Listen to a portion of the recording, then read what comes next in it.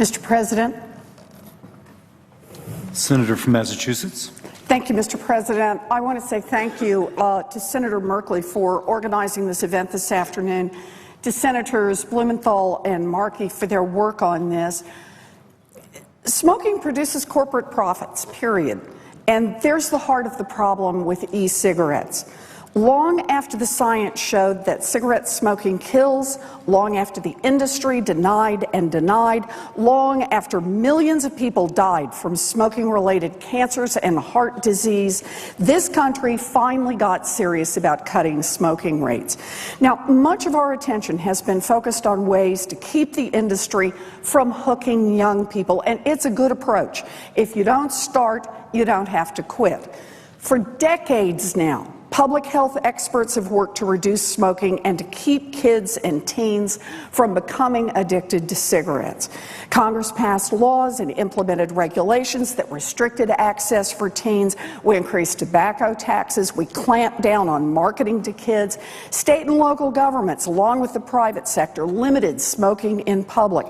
And those combined efforts worked.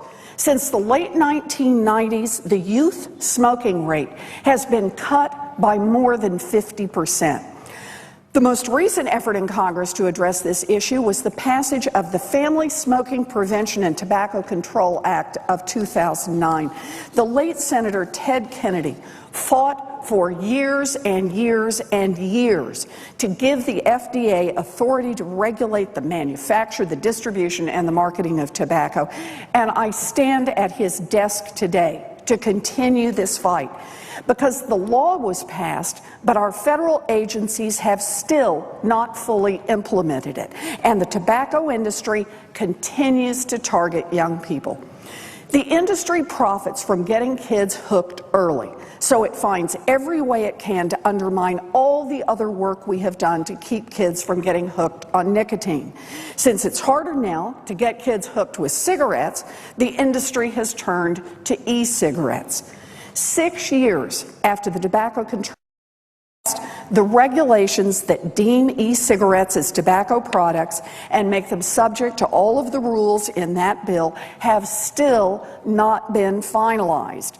As a result, e-cigs remain virtually unregulated at the federal level. No age limits, no marketing restrictions, nothing but a splotchy patchwork of state and local regulations. Even though most states ban the sale of e-cigarettes to minors, this is not enough to combat the deliberate and well-financed work of the tobacco industry to hook another generation of kids on their products. Now, an investigation last year by House and Senate leaders revealed how the tobacco industry is marketing their products to kids.